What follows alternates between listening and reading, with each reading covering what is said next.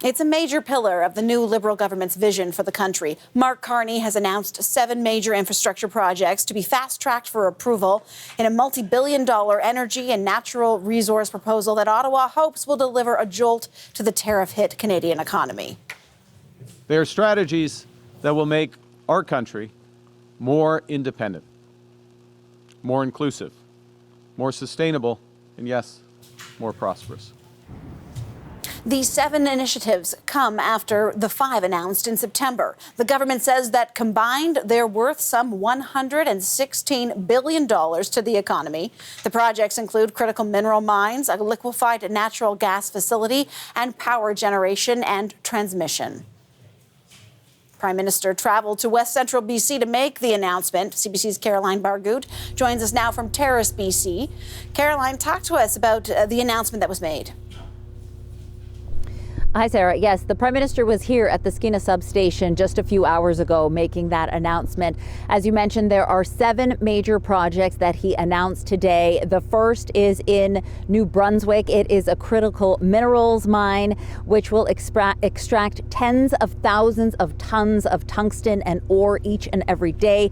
Phase 2 of a graphite mine in Quebec, also on that list. It will provide important inputs for defense applications as well as battery supply chains. There is a nickel mine in Timmins, Ontario, which will supply nickel that's needed for the defense industry, aerospace, advanced manufacturing, EV and automotive industries. There is a hydroelectric project that is near Iqaluit, which is supposed to help that city turn away from diesel-generated power. And then there's 3 projects here in British Columbia, in North British Columbia, I should say. The Northwest Critical Conservation Corridor, it's supposed to unlock critical mineral development as well as create a new conservation area in Northwest BC and the Yukon that is the size of Greece. There's also the BC Hydro North Coast Transmission Line, which will power the northern part of this province and create thousands of jobs. And then there is the Silicium's liquefied natural gas plant, which is partially owned by the Niska Nation, and it will produce 12 million tons of liquefied natural gas a year. About these projects. But today is not just about what we build, it's also about how we build. We're building sustainably, in each case reducing emissions and investing in a clean energy future. Our energy and critical minerals projects are amongst the lowest carbon in the world. And moreover, they unlock major investments in sustainable growth for generations to come. The Prime Minister says that while these have been put on the major projects list, it doesn't mean that these projects are a go. It just means that we can fast track the approval process, but there's still, some of them still need to go through consultations and private investments.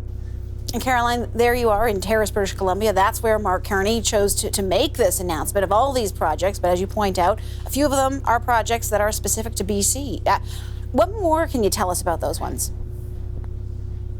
Well, the Silicium's natural liquefied gas project is actually supposed to be the 2nd largest LNG facility in all of Canada, next to LNG Canada. LNG Canada produces about 14 million tons of LNG a year and started shipping that to Asia this year. The Silicium's facility will have the capacity to produce 12 million tons a year and also hopes to move that into the Asian market, which is a growing market, we're told. It is partially owned by the Niska Nation as well as an American company and a conglomerate of Canadian natural gas companies. There is also the North Coast Transmission Line, which is a twinned transmission power line which will run from northeast British Columbia to the west. It'll be 500 kilovolts and will help to power some of these critical mineral mines as well as other projects in northern British Columbia. The Premier really wanted that on the list because he wanted to get some federal funding for it, and he sort of got that in the form of a loan anyways, a $130 million loan to BC Hydro to get this project built. Here's what Premier David Eby said today. We're going to generate the private capital, the private investment that's going to create 10,000 jobs just in the Northwest, and that's going to pay for those projects in other provinces. And so we're going to be making very explicit asks for financial support for these projects. We look forward to getting a good hearing from the federal government that understands the importance of these projects.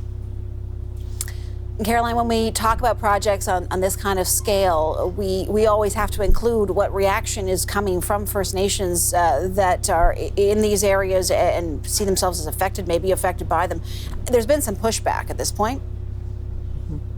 There's been a lot of pushback, especially with the Silicium's LNG project. There were, right after the Prime Minister finished speaking, we ended up going down this road where a number of hereditary First Nations chiefs spoke to us in opposition of these projects, basically saying, one of the chiefs said that her community was not consulted at all.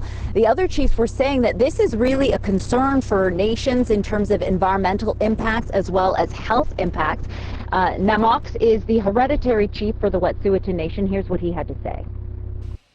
And now when you get a Prime Minister saying that these projects are in the best interest of Canada, they should look at the very fact that the best interest in Canada is to kill the environment, kill the democracy of this country, and know that they are killing the future of all of our children. When you hear them say the best interest of Canada, how could it be to ignore Indigenous concerns for the environment? These First Nation chiefs basically told us that they will never go on board, never sign up for these projects. And in fact, they plan to blockade any of the LNG traffic that is going through their territories to make sure that these projects are not completed. Caroline Barghout in Terrace, West Central, BC. Thank you.